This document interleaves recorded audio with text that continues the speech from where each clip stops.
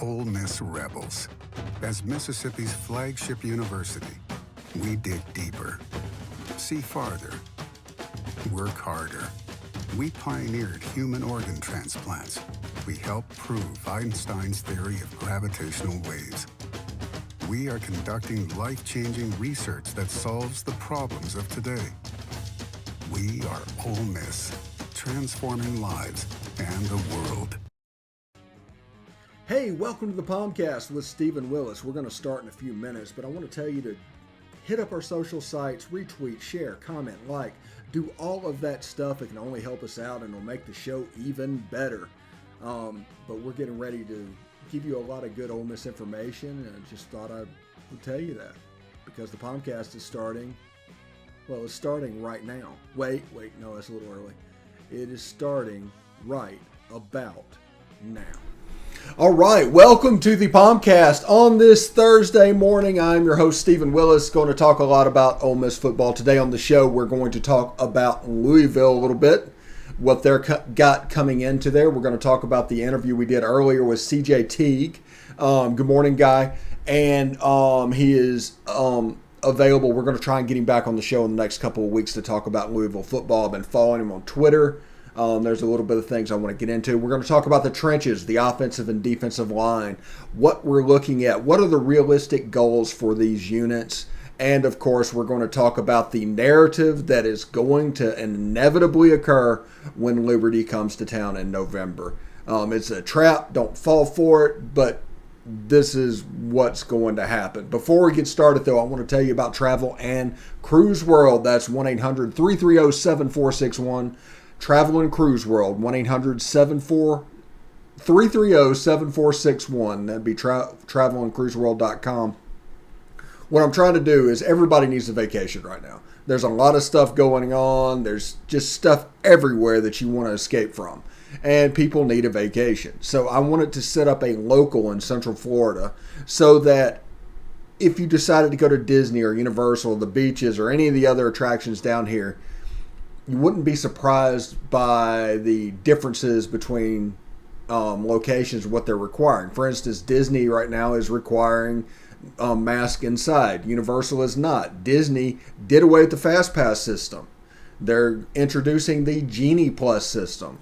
So these guys will be experts on that. And the best part about this is whenever you book through them, the park pays them, not you. They can get the same rate you get online. So give them a call at travelandcruiseworld.com. Again, that is travelandcruiseworld.com. And 1-800-330-7461. So also, if you're interested in watching or listening to the podcast, you can catch us on Twitter at @TheStephenWillis or at Ole Positively on Facebook at facebook.com/POMcast. Follow, like. Do both of those. You'll know that we're streaming. You'll be notified of that. But if notifications are really your bag, you need to subscribe and hit the bell on the YouTube page. They're really good with their notifications, and you'll know not only that we're streaming, you'll know what we're streaming about, and you can decide whether or not you want to watch it immediately or you want to catch it on demand. No harm there. And we're also on Twitch at Positively Ole Miss, lowercase, all one word. Apple Podcasts, Google Podcasts, Stitcher, SoundCloud, Spotify, iHeartRadio, TuneIn Radio, and Pandora. Those are our podcast channels. Tune in. We are, I think we're going to break the monthly record today and still have 10 days left to spare in this month. So that's pretty cool as well. So thank you very much for that. And let's see, what else do I have? Also, subscribe to our Patreon if you can. That'd be www.patreon.com/positivelyolemiss. For as low as $3 a month, you can basically be a Patreon of the site, and you can help keep the content we already have free, because that's the goal. What we want to do is free content all the way through. But we're also going to have like special Q&As and post-game shows where the phone lines are open and the chat's open and the Twitter feed is open. And you can participate in the show and kind of have your say with what is going on. So do us a favor and subscribe to that as well. Very little. It's any enjoyment at all makes it worth it. So what's the word? What else do we have? Talked about that. Okay. Louisville, we'll get into the Louisville thing. there's a lot of Ole Miss ties at Louisville, from Gunnar Brewer to Jack Bicknell to B. Brown. There's Ole Miss ties all over the field. Those guys are predicted 6th out of 7 teams in their division. But this is a game where if Ole Miss isn't careful, Louisville can jump up and get them. They have a running back, Javian Hawkins. He's going to be a junior.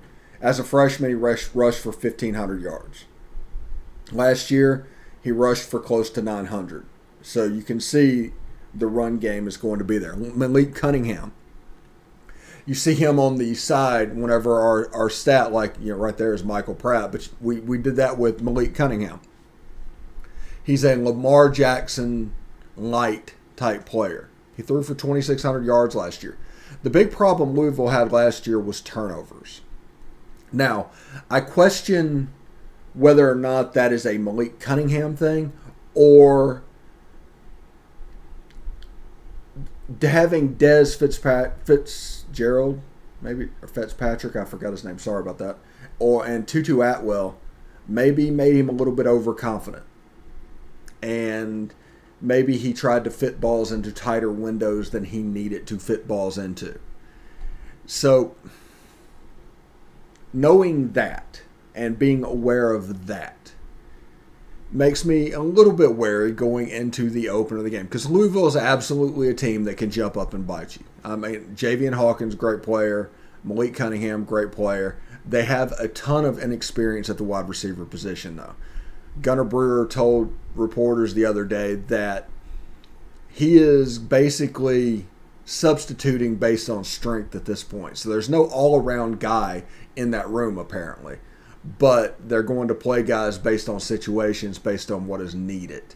So that's something to look for. And if the turnover bug is still there for Louisville, they're going to be in a lot of trouble this year. And if they clean it up, they can win 6-7 games. They're going to be a team that can jump up and get you. But, Ole Miss being favored by 9 points, I agree with that at this point. I don't see anything that would make me think that wasn't an option going through this. Is they should be favored. They should be favored by over a touchdown like they are.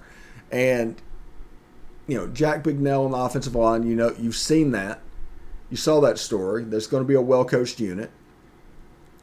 You're going to have wide receivers well-coached. One of our guys is there. B. Brown on the defensive side of the ball. They struggled a little bit last year, gave up close to 30 points a game on the defensive side of the ball, but I'm assuming that's going to change. B. Brown has consistently improved defenses going back to his Appalachian State time.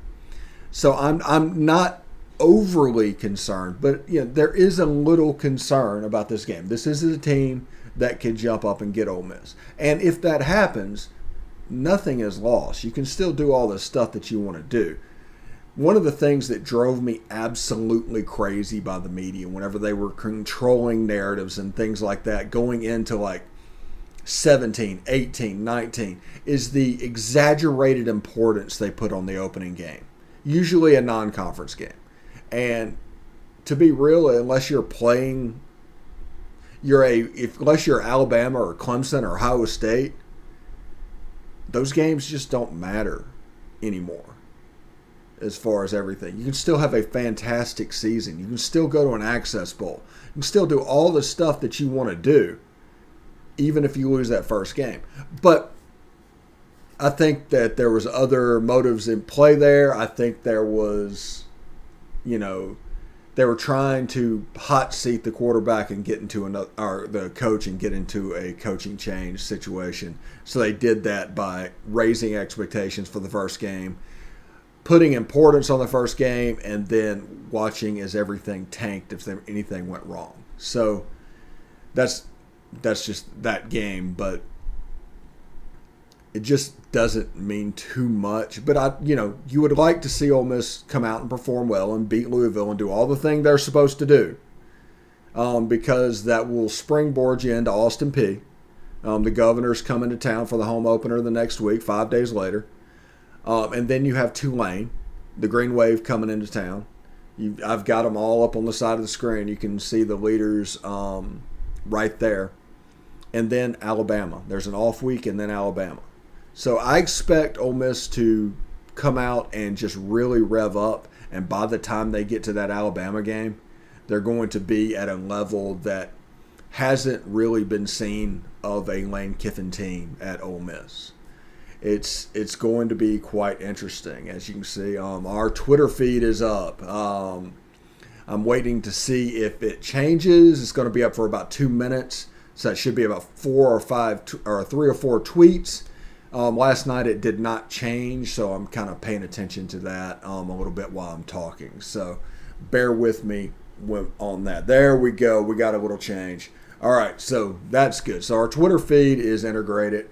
Our chat feature is integrated. Even though you can't see chat, doesn't mean I can't see chat. And basically, if you comment on Facebook, on YouTube, on Twitch, I can see what you're commenting on. So that's pretty cool. So that is an early look at Louisville. We're going to get Cameron Teague on the show sometime in the next couple of weeks to talk a little bit about the Cardinals and the steps along the way for them to improve what they're doing. What does practice look like? Everything Scott Satterfield is doing up there in the Bluegrass State to get ready for that game in the Mercedes-Benz Stadium in Atlanta. It'd be Ole Miss's first trip over there. It's supposed to be pretty cool. One of the cool things about Mercedes-Benz Stadium is the concessions are insanely cheap. It is like the opposite day of concessions around, Ole Miss and everywhere else. The prices have been slashed, like $1.25 for a hot dog. That type stuff, and it's a pretty cool venue. So enjoy that game. It'll be the second game of that weekend, by the way. Alabama and Miami is that Saturday. I can't wait to that Saturday, by the way. It's going to be so much fun. Just back to back to back. You have Alabama, Miami. You have Georgia, Clemson. And then you have UCLA and LSU, which is going to be a fun game. And you get to see the new look LSU offense and all their majesty and glory. So it should be a lot of fun to take a look at and do whatever you're going to do. But yeah, I'm as you can tell, I'm looking forward to that. And let's see, I'm doing some bad pod stuff right now, so we're going to take a short break. When we come back, we're going to talk about the trenches. Ole Miss offensive and defensive line. And we're also briefly going to discuss the narrative that's going to appear and start building as soon as the season starts until November 6th. And what you can do to stop that. So I'm going to take a short break. Whenever I come back, we'll talk about that. And until then, stick around.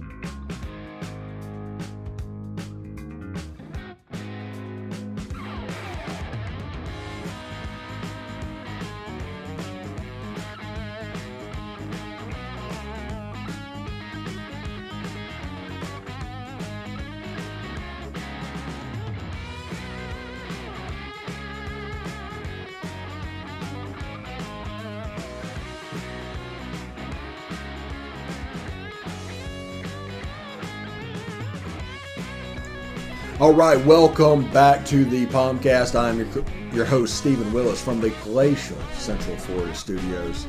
And, man, it's just a great show. I'm really excited about I'm thinking about the Tennessee Bowling Green game, which is 2 weeks from tonight. 14 days, we get that game.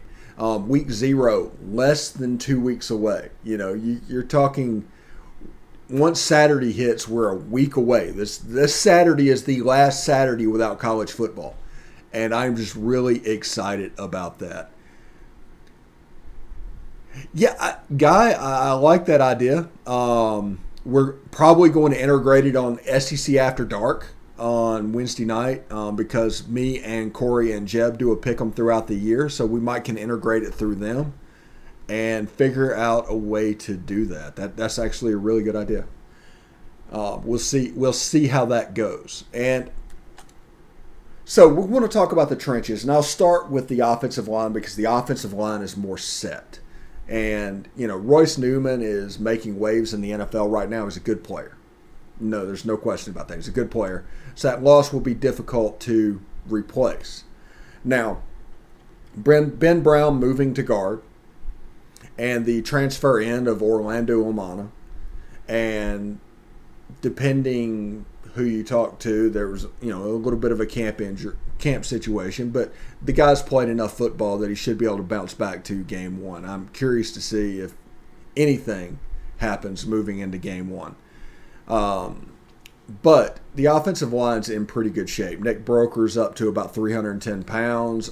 Jeremy James has moved out to right tackle to replace Royce Newman, and all accounts are he's doing quite well.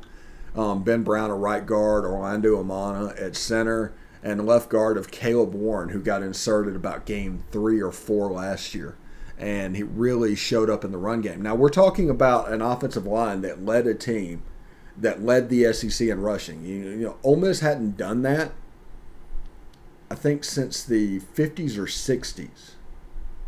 It's a very rare thing for that to happen. And Ole Miss is stacked in the backfield again. I expect Ole Miss to run the ball quite frequently this season. This is a team, remember, that is a 60% run team. Everybody talks about the big plays that's in the passing game that score touchdowns. This is a 60% run team. So they will hit you over and over and over again and then take a shot.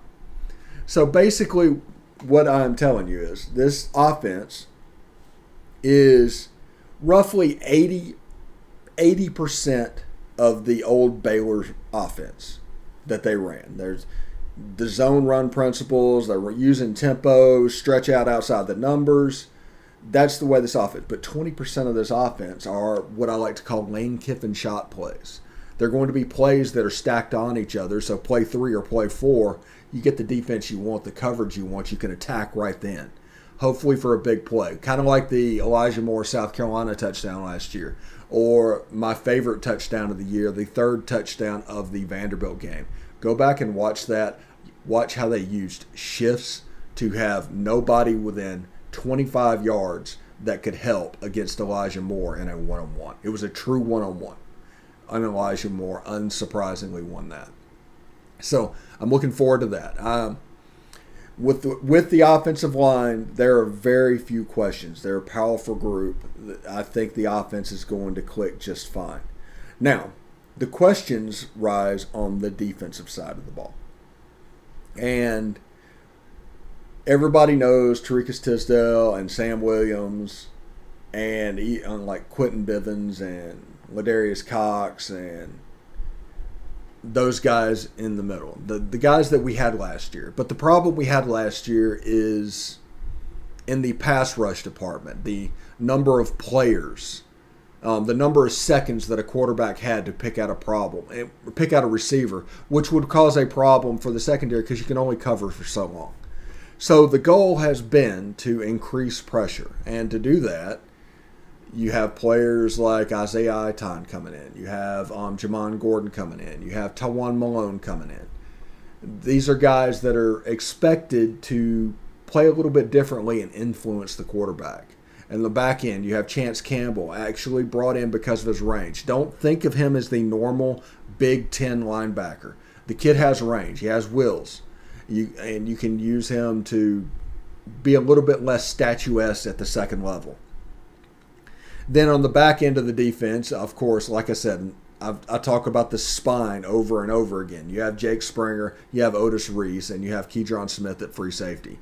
A.J. Friendly, who played a ton of football last year, probably backing up this year. That's a good thing. It's not good for A.J., but that's a good thing for the team because you got better at 3 positions in the secondary position. Otis Reese being there, former top 50 recruit. Jake Springer, former American All-Conference player. And Keydron Smith, if he's winning that job, that means it's a step up over what they had last year. There's nothing against any players, but that's what that means. So you have Chance Campbell at linebacker. You have Momo Sanogo, who lost a little weight. Lakeith Henry lost a little weight, so they can play the position, because the linebacker position in the scheme is played a little bit different than it was with Mike McIntyre. That's the reason the defense was different in 2019, and they looked like they took a step back last year. They're asked different things to do. So, but the first step in any play, in an RPO system especially, because like our offense, there's a pass play and a run tag every play. No matter what's called, you can take the pass route, you can take the run play. So, with the defensive line, other teams are like that as well. Obviously. I mean, that's the way football is going. So, instead of 2.5 seconds to throw the ball or make a decision, we need to get that to about 1.7, 1.8. If we can take a half a second off there to speed up the quarterback, because all team sports, every single team sport out there is about making the other team more uncomfortable than they can deal with. Everything. Just speed them up to the point where they become uncomfortable. It's the reason teams like Alabama take care of teams like Ole Miss. Take care of teams like Southern Miss down the line. And Ole Miss taking care of Tulane. Because those players are good players. And athletically, they might be able to run a 4.3 or 4.4. But every day, seeing somebody that's a step slow going up against everybody, the game gets sped up for you. And if you speed up the game too much, mistakes are made. And other teams capitalize on that mistake. We need to get to the point where we're capitalizing on that mistake. But it all happens in recruiting, but not necessarily on star rankings.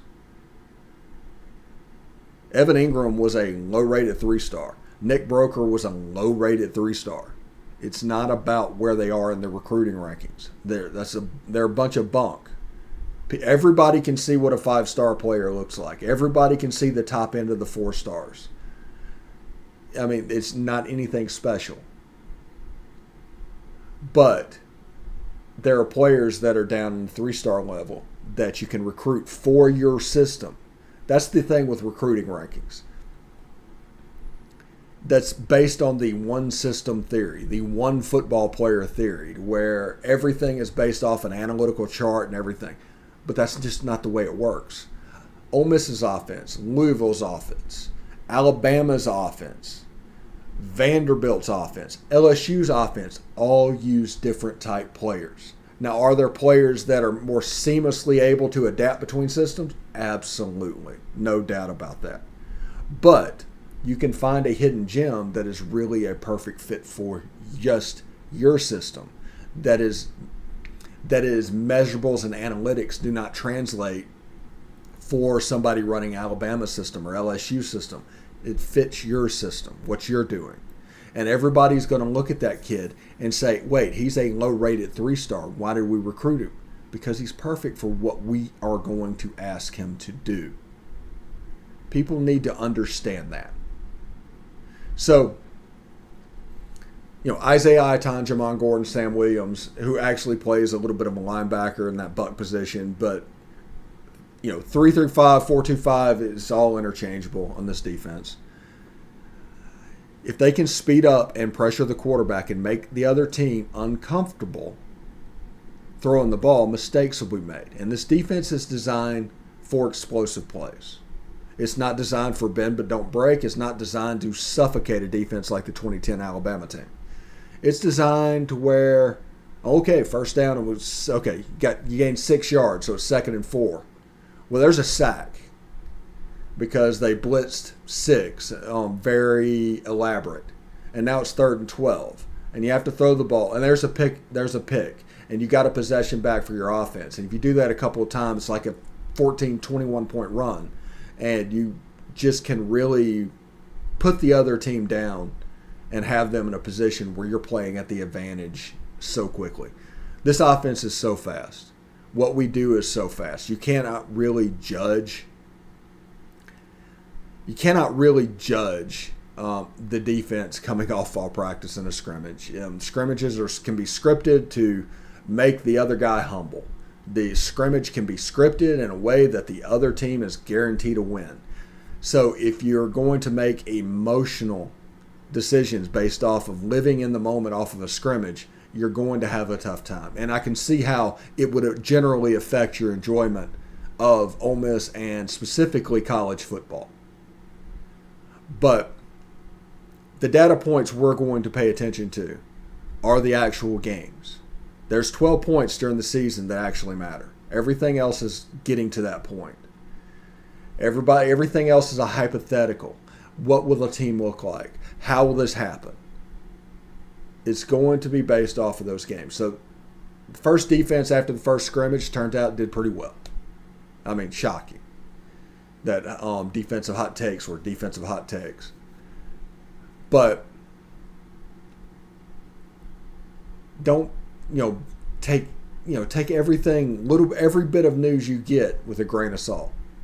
People are lying to pollsters now. Understand that.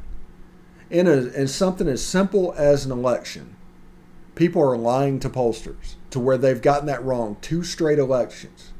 And I say that to say this. If they would lie over something that trivial and silly, can you count on the information coming to you? And you really can't. You can only count on what you see with your own 2 eyes. And you need to trust yourself. You know football. You enjoy football. Trust what you see, because that's going to be the real judge of what is going on. So that's how the trenches look. Offensive line, we're in great shape. Defensive line, we are a work in progress. I expect those JUCOs to start flashing about game 6 or 7. I mean, they'll be okay in the early part of the season, but they'll really start flashing. JUCOs are notoriously slow for whatever reason when it comes to transitioning to the SEC level of football, especially on the trenches. Next year, I expect them to be fine, but next year, it's going to be a one-person job fighting for that, because I expect Tywone Malone to be a beast in year 2. I expect him to flash a little bit towards his injury. Probably going to slow him down a little bit on flashing, but by the end of the season, I think he'll be there as well. So that should be a lot of fun as well. Now, we'll see how it all pans out. Now, before I get out of here, I got a couple of minutes left. The Liberty game, November 6th. There's already a narrative building from, but essentially lazy media, about how big of a game that's going to be and how much you're dreading that game and all of this. Please do not listen to anything they say about that game. That is a Power 5 SEC team versus a G5 team. Can Ole Miss lose that game? Absolutely, Ole Miss can lose that game. Ole Miss can lose to Austin Peay. Ole Miss can also put a 50 burger on Austin Peay, and Ole Miss can also put a 50 burger on Liberty. Understand that game is no different than Ole Miss versus Tulane. There's no element of added importance. People looking for storylines and trying to find some drama where there isn't any are going to pitch that narrative. So that is something to keep in mind when it comes to the November 6th game, because it is not just how you approach a game on Saturday that's the importance of your season. How you attack the season also affects the season. So if you make that game up bigger than it is, all of a sudden you have 3 or 4 times a year you can get up. You can truly get up. Don't make that Liberty game one of those games. Don't even try to give into that narrative. They're a good coach and they do great things, but if you give into that narrative, all of a sudden, maybe you don't get up for Texas A&M. Maybe that's the game they beat you whenever you could get them, and it could cost you a conference championship. We saw that in 2015 with Memphis. We allowed that game to become bigger than it was. Ended up losing that game because we just couldn't match it.